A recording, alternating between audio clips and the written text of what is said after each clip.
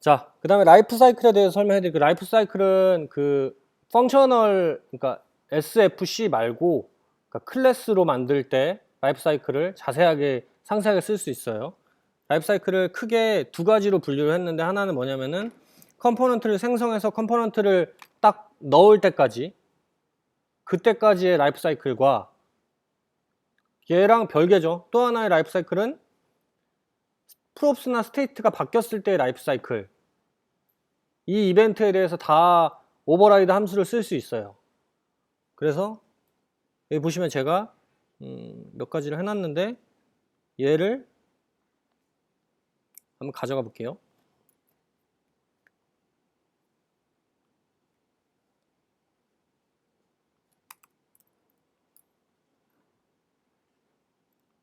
일단 필요 없는 건 지우고,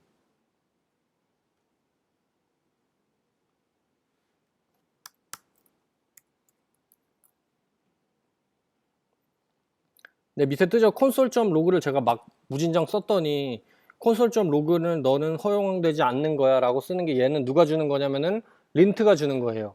그래서 저는 이게 좀 신경질 나더라고요. 그래서 린트를 고칩니다.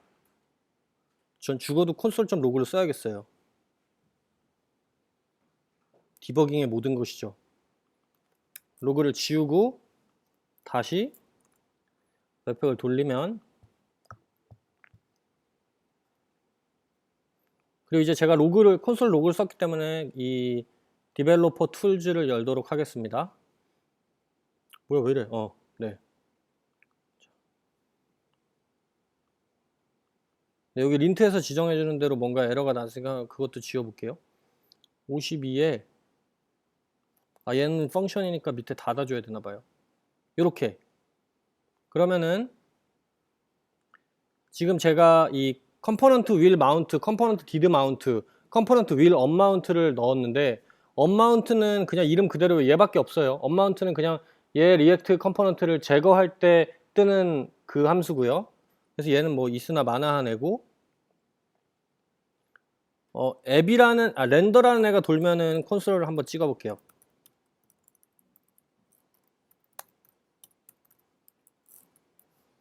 그리고 똑같이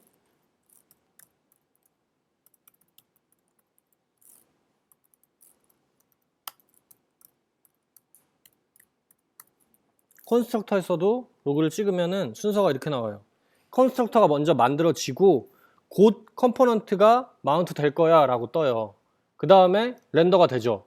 그 다음에 곧 컴포넌트가 마운트 다 된 거야. did니까 영어잖아요. 그죠? 그래서 그렇게 떠요. 그리고 이제 그 다음에 제가 set 인터벌로 스테이트를 계속 바꿔줬잖아요. 그랬더니 렌더가 계속 뜨는 거예요. 2초에 한 번씩 뚝뚝. 근데 주로 이 set state, 그러니까 스테이트를 설정할 때 빼고는 컨스트럭터에다가 어떤 다음 행동을 적어 놓지 않아요. 왜냐면 컨스트럭터는 제일 초반에 불리기 때문에 마운트가 된 다음에 그 다음에 일을 진행시키도록 하는 게 더 일반적이에요. 그래서 얘를 빼다 윌 마운트는 곧 마운트 될 거라고 그랬죠. 그 다음 렌더 되고, 그럼 다 렌더 다 됐으니까 불릴 때 set 인터벌을 돌리는 거예요. 그러면 아까랑 다를 게 없죠. 컨스트럭터 렌더 계속 도는 거예요. 그리고 이제 여기 보면 제가 주석 처리했는데, 지정한 인터벌을 프라이빗 그 프로퍼티에 넣은 다음에 걔를 언마운트 할 때 삭제해주지 않으면은 얘를 뺐는데도 혼자서 막 셋 인터벌이 되고 있으니까 메모리가 누수되겠죠. 그래서 언마운트 할 땐 주로 이런 뭔가 작업해 줄 거를 제거하는 그런 역할을 할 때 주로 넣어 놓습니다. 그리고 또 한 가지는 did mount에서 제가 set 인터벌을 했잖아요. set 인터벌 말고 제일 많이 하는 게 뭐겠어요? 여기서 데이터를 받아오겠죠. 콜해서, API 콜해서. 그죠?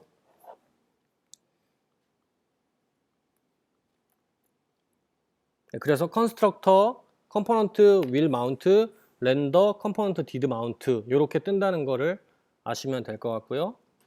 그리고 이제 제일 중요한 부분인데, 컴포넌트의 props와 state가 변경되면 어떤 이벤트가 불리는지예요. 첫 번째로 무조건 불리는 거는 component will receive props라는 애가 불려요. 근데 걔 인자로는 이 component will receive props 앞으로 이제 제가 뭔가 새로 저한테 props가 들어오면은 저는 과거의 인간이잖아요. 저는 올드한 녀석이고요. 뉴한 녀석이 들어오겠죠? 그래서 new props가 들어오는 거예요. 이 props는 당연히 app props와 같은 형태일 거예요. 제네릭 인터페이스로 지정한. 그리고 얘가 불린 다음에 그 다음에 바로 should component update가 있으면 불리고요. 구현하지 않으면 안 불리는데 이게 굉장히 중요한 포인트가 should component update가 굉장히 중요한 포인트예요. 얘가 props와 state가 바뀌면은 무조건 그러니까 일반 컴포넌트에서 무조건 불려요. 구현 안 하면. 대신 구현하면 다르게 불리겠죠. 그렇다는 거는 뭔가 분기할 지점이 있다는 건데 그 분기를 어떻게 해주냐면 리턴 값이 있어요. 그래서 should component update의 리턴 값이 불린 타입으로 true거나 false인데 true 하면은 이 이벤트가 다음 이벤트로 넘어가요. 너 이제 바꿔줘라. 너 이제 곧 바뀔 거야. 그러면 곧 바뀔 거야. 그 다음에 렌더를 다시 하고 바뀌었네. 이렇게 되는 거예요. 그러니까 D는 사실 앞에 종속적이죠. 그래서 should component update를 만약에 제가 should component update를 리턴을 false를 해버리면은 아무 렌더가 일어나지 않는 상황이 돼요. 그래서 심심하니까 바꿔보죠. 안 썼구나. 뭘 다 쓸게요. 이렇게.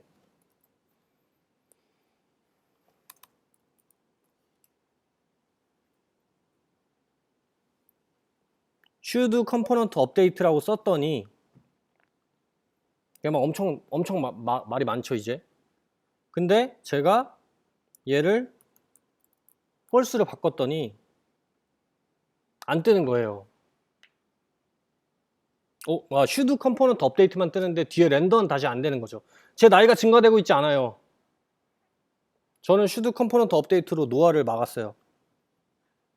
그리고 그 이후에 true로 떨어지게 되면은 component will update, 곧 업데이트 될 거야. 그 다음에 렌더 다시 하고 다 업데이트 됐어. 이렇게 뜨는 거고, 한 가지 이제 요 구간마다 제일 주의할 점은 should component update가 제일 주의할 점인데, 구간별로 한번 볼게요. 그래서 component will receive props라는 애는 얘는 state랑은 상관없는 애라서 state가 변하는 거에는 얘가 반응하지 않아요. 근데 props가 변하면 무조건 얘를 먼저 타요.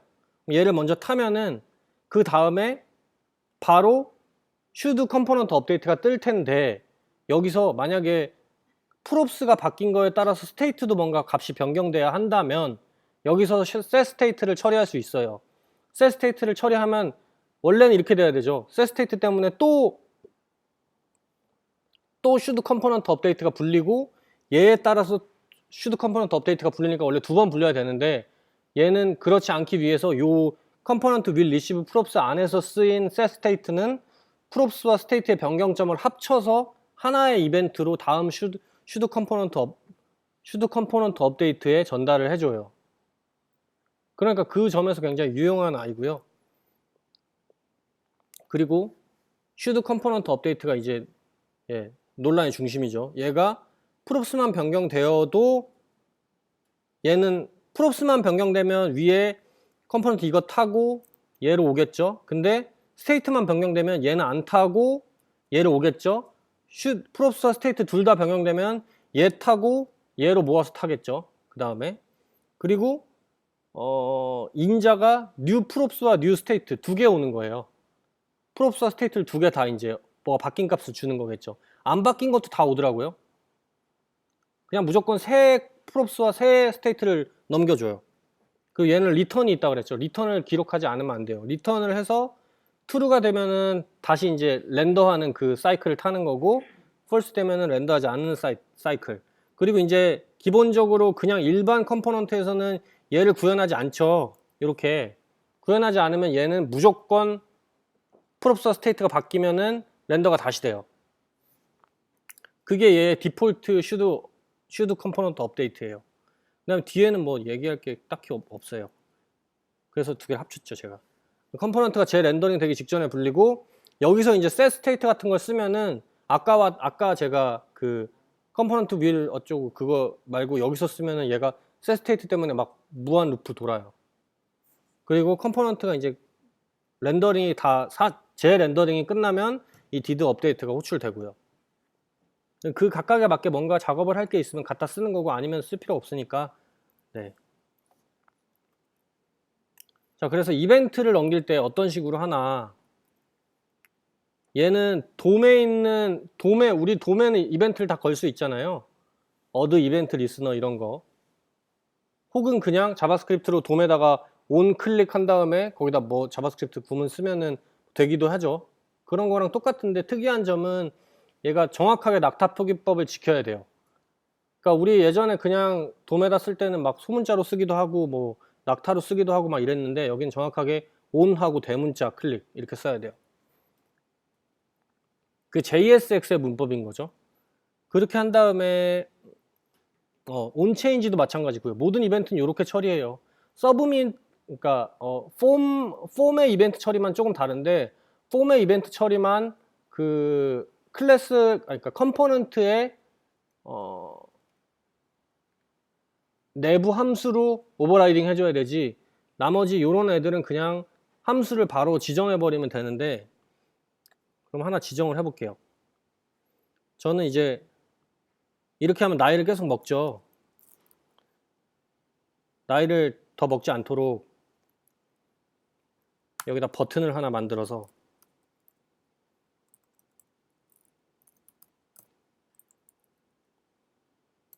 회춘 이렇게 할게요. 그 다음에 얘를 on 클릭하고 여기다가 이제 이 이벤트에 반응할 함수를 써주면 되는데 여기다가 어떻게 그냥 너무 관례라서 저는 이제 프라이빗 메소드로 쓰는데 여기다가 뭐라고 해야 되지? 롤백 이상한데 롤백 이렇게 할게요. 그러면은 프라이빗 함수를 그냥 만들면 돼요.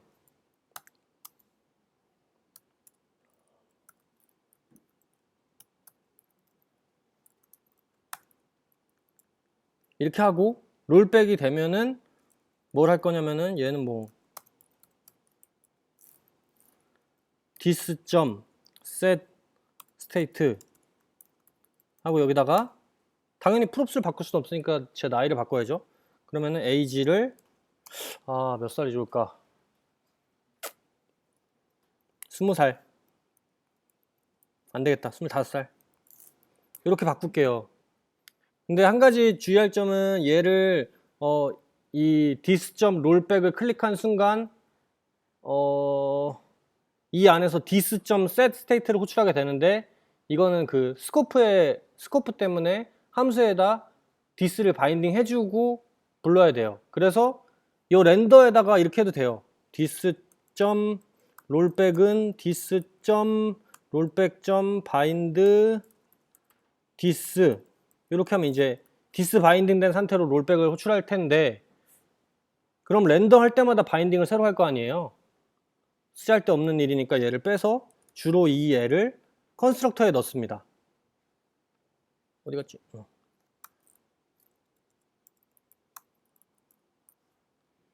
이렇게 하고 이제 자 회춘의 시간이 또 이제 나이가 올라가고 있죠. 이렇게 다시 25살 다시 올라가죠. 또 이렇게 하는 거예요. 마찬가지로 이런 게 아니라 이제 인풋 텍스트 그런 돔에다가 뭐 onChange를 건 다음에 걔를 뭔가 처리를 해줄 수도 있겠죠. 걔는 그냥 생략할게요. 벌써 38분이네. 네, 그래서 onChange는 요 소스 보시면 되고 이런 식으로 처리를 하기도 해요. 딱히 권장하는 방법 아닌데 이제 by prop types예요. prop types를 아시는 분이 계실까요? 그 리액트에 원래 내장 라이브러리로 prop types가 있었어요. 얘가 하는 일이 뭐였냐면은 이 props에 타입을 지정하는 일을 했었어요. 참 운이 없는 녀석이죠. 타입스크립트를 만났으니 얘는 필요가 없잖아요. 쓸 필요가. 그래서 웃기게도 리액트는 프롭 타입스를 더 이상 리액트 패키지 안에 같이 넣어서 주지 않아요. 옛날에는 별도로 프롭 타입스를 쓰지 않더라도 이 리액트 내부에 있기 때문에 리액트.프롭 타입스로 어떻게 처리를 했었는데 이제 안 쓰고 별도의 라이브러리로 니네브로 선택하라 뭐 이렇게. 그 저는 이제 이게 딱 타이밍 맞아 들어갔다고 생각하는데 이제 플로우가 있죠. 플로우도 있고 프롭 타입스도 있고 타입스크립트도 있어요. 선택지가 있는 거예요. 선택지가 있기 때문에 필수로 제공해주지 않는 라이브러리가 된 거죠. 그래서 프롭 타입스. 그래서 프롭 타입스는 여기 가면 사용하는 법이 잘 나와 있고 페이스북에서 제공하는 플로우. 네. 그리고 저는 플로우를 잘 모릅니다. 그리고 타입스크립트가 있어요. 근데 뭐 타입스크립트가 훨씬 더 강력하게 이런 일들을 해주죠. 그래서 타입스크립트 만세. 그리고 저는 타입스크립트 그냥 쓸 거니까 혹시 플로우를 더 좋다고 하시는 분이 있으면은 같이 우리 대화를 해봐도 좋을 것 같아요. 아니 뭐 설득하고 이런 게 아니라 그냥 뭐 어떤 점이 좋은지 더 알고 싶어서 저도. 네, 이게 아니지. 네. 그리고 이제 디폴트 프롭스라고 하는 애가 있어요. 뭐냐면은 프롭스를 안 쓰면 자동으로 프롭스를 하나 넣어주는 게 디폴트 프롭스의 정확한 네이밍이죠.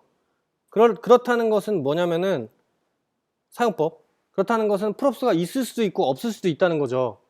그게 타입을 지정할 때 어떻게 지정해요? 물음표로 지정하잖아요. 그러니까 디폴트 타입스를 쓰려면 물음표로 바꿔줘야 돼요. 그럼 저는 이름 말고 뭐 할까? 이름 말고 회사. 아니 뭐야? 컴퍼니는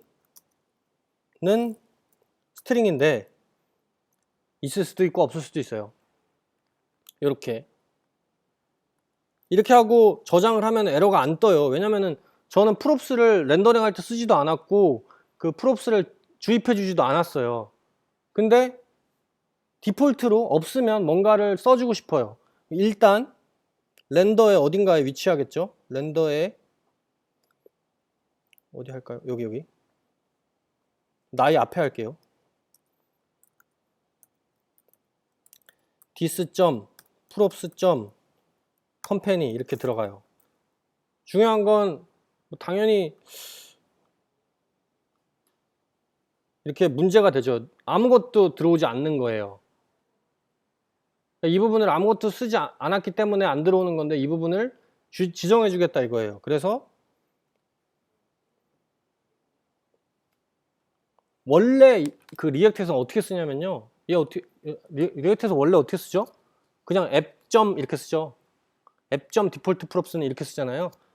네, 근데 여기는 그냥 그 앱. 디폴트 프롭스라는 의미가 스태틱 스태틱 프로퍼티의 의미잖아요. 그래서 스태틱 디폴트 타입스는 하고 아무것도 지정 안 해주면 아무것도 디폴트 타입이 아닌 건데 여기다 이제 컴퍼니를 제가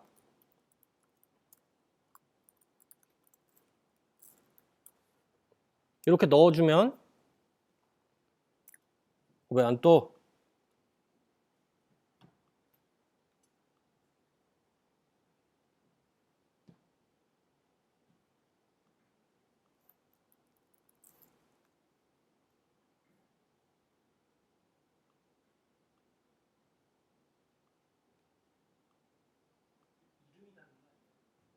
이름이 다르면 에러가 나올 텐데.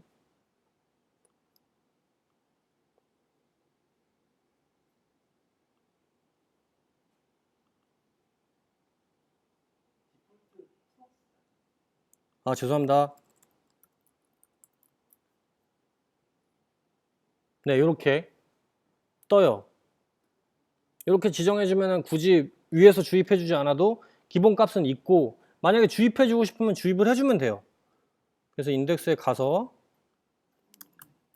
컴퍼니를 컴퍼니 바꾸면 안 되는데. 아,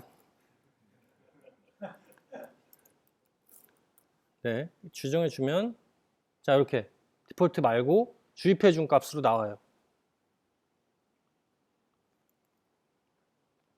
이번에는 펑션에서 디폴트 프롭스를 쓰는 방법은 간단해요.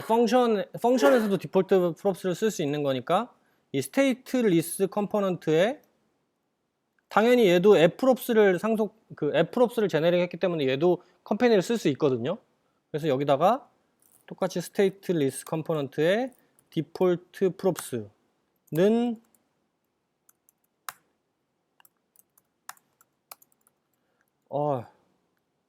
홈 재택 아니다 프리랜서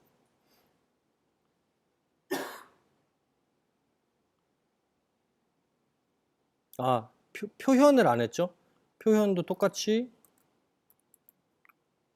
props에 컴퍼니 해주면 네 이렇게 떠요. 펑션에서는 이렇게 스테이트 리스 컴포넌트에서 이렇게 디폴트를 해주면 되고요.